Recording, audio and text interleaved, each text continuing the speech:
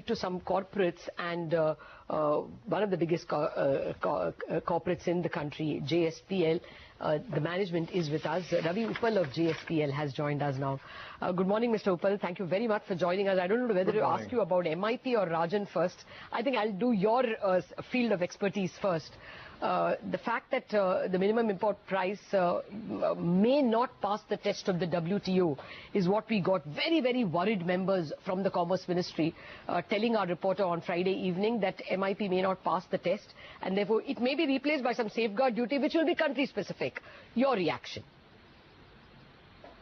Well, you know, it's very difficult to speculate as to what would happen to the MIP if this gets extended, or would it be replaced by some other kind of mechanism to prevent the dumping of material into this country. But to my mind, you know, that it's imperative that we should have some kind of mechanism which prevents unabated flow of imported goods, particularly from China and a few other Asian countries. I think government is very seized with the matter. They're looking at all the options. They have seen that the introduction of MIP has brought some semblance of stability in the steel market, which I think is absolutely essential for the survival and the growth of India's steel industry. Mm-hmm.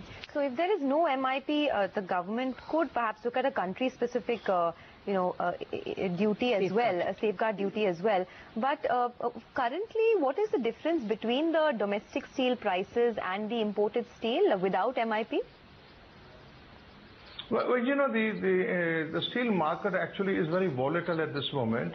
We've seen something very interesting that happened. You know, soon after MIP was implemented, you know, the prices of steel also started going up internationally because a lot of Chinese traders have started booking the steel. You know, and the prices in the international market actually went beyond the prices which are prevailing in India. But thereafter, the government of China has taken some steps to prevent kind of trading on paper, and then again the prices have started to soften internationally. So you know, it's very difficult to say as to how are the Indian prices in regard to the prevailing international prices. And region to region also the prices are different. The kind of prices being offered by Chinese are not the prices which are prevailing in Europe, where the Turkish suppliers, the Russians are offering different kind of prices. So I think the whole market is in a very fluid state, and I don't think it has come to a point of stability. We got to watch another couple of weeks before we get to know what is the point where the market will stabilize. Mr. Uppal, as of this moment, the Indian prices. The problem or the takeaway from the Commerce Ministry was they may not be able to continue with the MIP because it is not WTO compliant. If they are expecting the industry to give them data to impose safeguard duties. Which countries can we impose safeguard duties on? If safeguard duties were imposed on China, can your EBIT service your debt? Well, the first point where I have different opinions about the continuity of the MIP, I think even under the WTO regime, the MIP can certainly be continued for, say, another short period. And the second is that the government has got enough data to, impose safeguard or alternatively anti-dumping duty. And they have very recently done anti-dumping duty on import of pipes. So I think, we need to have some kind of a protective mechanism. It doesn't matter what form, if it's in the form of MIP or it is an anti-dumping duty. And I think the local industry has given the complete data to the government to prove our case. But in my view, is the MIP which will get extended, should get extended for some more time. Okay. Mr. Uppal, coming now, drilling it down to your own earnings, the problem in the previous quarter in Q4 was the way the power business has shaped up. Demand for power has been very tepid over the last many quarters. Has the situation improved at all, and what are the PLFs currently that you're working with? Well, I think your concern is quite valid. I think the demand for power has not been as one expected this to be. Especially during summer, we have seen that the demand used to peak. The demand has peaked, but I think the rates haven't quite improved to the extent that we were expecting them. So, but I think it's a phenomenon in transition. markets will stabilize once again.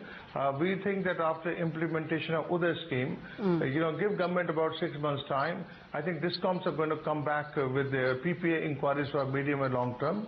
And I think that is what will see the demand perk up.